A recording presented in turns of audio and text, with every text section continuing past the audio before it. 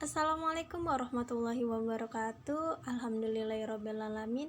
Wabihi nasta'in wala umuri dunia waddin. Wassalatu wassalamu ala asrafil anbiya'i wal mursalin. Walhamdulillahirrabbilalamin. Alhamdulillah, puji syukur kita kehadirat Allah Subhanahu wa Ta'ala yang telah memberikan rahmat dan hidayahnya, sehingga kita masih diberikan kesempatan untuk bisa menyampaikan materi dan menyimak materi. Kami dari kelompok 4 yang beranggotakan Satirus Nayati, Friska Yunistiawati. Kami akan membahas tentang dampak penerapan sistem keuangan Islam dan konvensional terhadap perekonomian. Dan ini ada skema pembahasan yang akan kita bahas di video kali ini.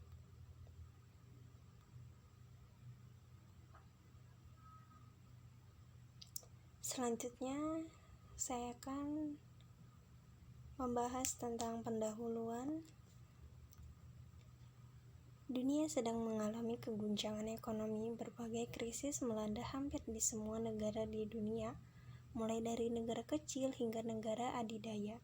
Amerika Serikat pun terkena imbas. Akibat dari krisis ekonomi pun tak main-main. Angka pengangguran, kemiskinan, gizi buruk, atau tunawisma pun meningkat tajam. Para pemimpin dunia dari negara-negara maju mulai berkumpul untuk menyelesaikan persoalan ini, tetapi hasil yang diperoleh belum maksimal. Dalam pertemuan itu muncul pendapat bahwa penyebab krisis ekonomi yang terjadi salah satunya akibat diterapkannya sistem ekonomi kapitalis. Setiap penyakit pasti ada obatnya, setiap masalah pasti ada solusinya, dan Islamlah solusi dari setiap masalah yang ada. Bahkan menurut Joseph, kegagalan ekonomi Amerika dekade 90-an antara keserakahan kapitalis ini. Bank-bank konvensional mulai bangkrut karena tingginya suku bunga pinjaman. Fenomena bangkrutnya bank konvensional ini tidak berlaku bagi pengusaha yang menggunakan dana dari bank syariah.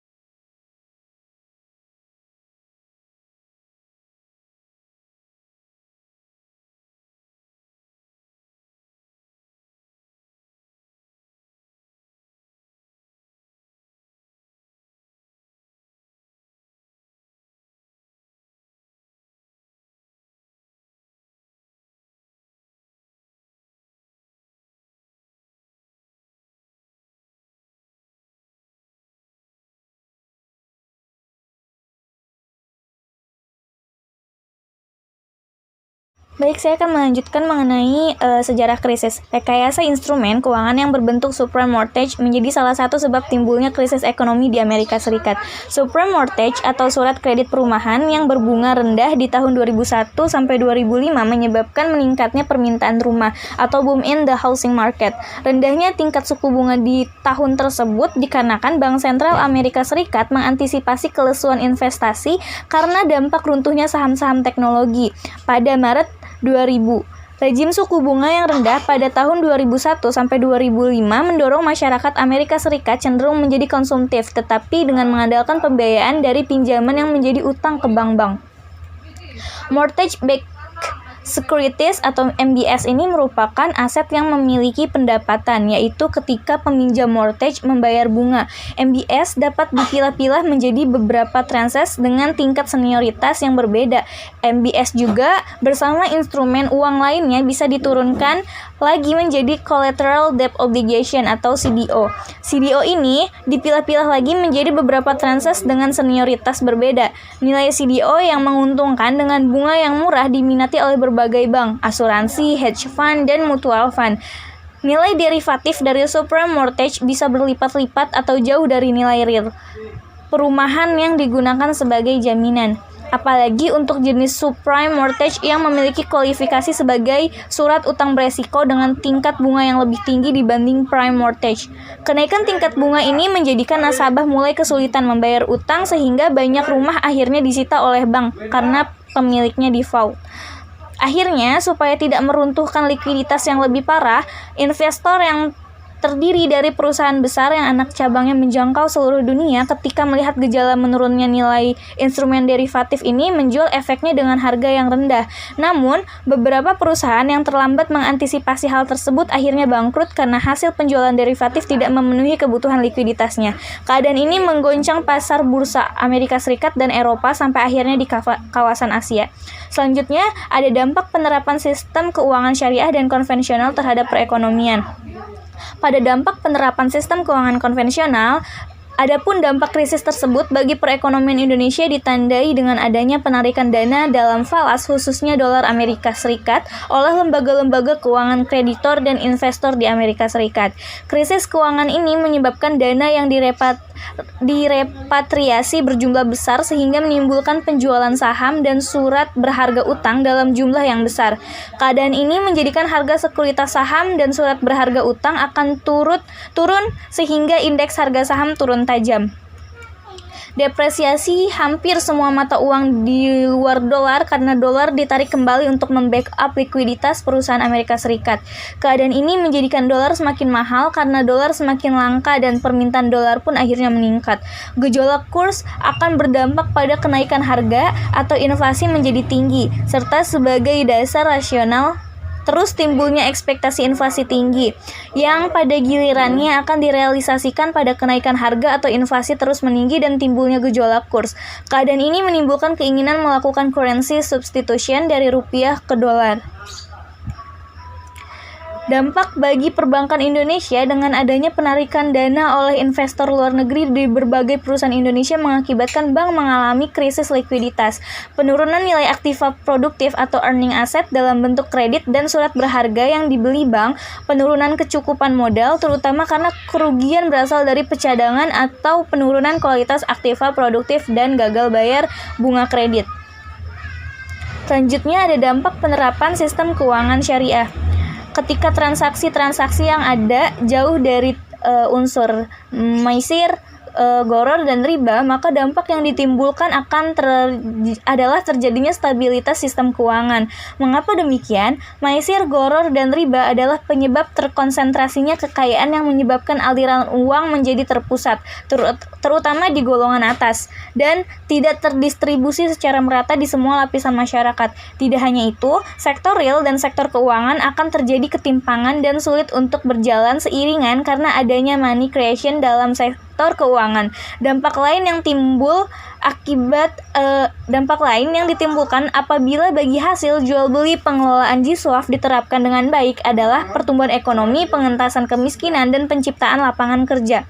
Implikasi lain apabila setiap transaksi yang ada menggunakan objek yang halal dan tidak merusak lingkungan, yaitu stabilitas sosial serta kelestarian alam dan lingkungan. Begitulah keindahan ekonomi syariah, di mana itu semua akan terjadi ketika tiga hal sederhana tersebut dapat diterapkan dengan baik dan menjadi karakteristik dasar perekonomian suatu negara. Perlu adanya inisiatif dan peran pemerintah secara dominan demi kemaslahatan umat dengan sistem ekonomi yang diterapkan. Sebelum beralih kesimpulan, ada dasar stabilitas sistem keuangan Islam dalam menghadapi krisis. Tahun 2008 yang dianggap oleh sebagian ekonom sebagai tahun dengan krisis keuangan paling parah sepanjang sejarah. Krisis disebabkan oleh pasar derivatif yang terlalu jauh dari aspek ekonomi real. Juga terbukti mampu dihadapi oleh sektor keuangan Islam dengan baik. Kontrol terhadap penyimpangan perilaku yang ketat dalam aktivitas keuangan Islam juga menjadi salah satu alasan keuangan Islam mampu bertahan dalam kondisi krisis. Pelarangan terhadap hal-hal yang melanggar syariah, semisal riba, maisir, gharar, dan penekanan etika Islam dalam aktivitas konsumsi, produksi, dan distribusi menjadi salah satu kontrol dalam menghadapi masalah behavior yang menjadi pemicu krisis keuangan. Nah, kita berakhir pada kesimpulan. Kesimpulan kali ini yaitu krisis keuangan global mempengaruhi kondisi perbankan di Indonesia. Bank syariah yang menggunakan sistem jual beli dan bagi hasil menunjukkan kondisi yang berbeda dengan bank konvensional yang menggunakan bunga. Dampak krisis keuangan yang menyebabkan kenaikan tingkat bunga mempengaruhi likuiditas bank konvensional. Sementara itu, tingkat margin dan bagi hasil bank syariah tidak terpengaruh langsung dengan adanya kenaikan BI rate karena tidak akan berubah selama waktu kontrak belum selesai, dan untuk mengubahnya harus melalui kontrak baru yang disepakati oleh kedua belah pihak. Terima kasih. Kurang lebihnya mohon maaf. Wassalamualaikum warahmatullahi wabarakatuh.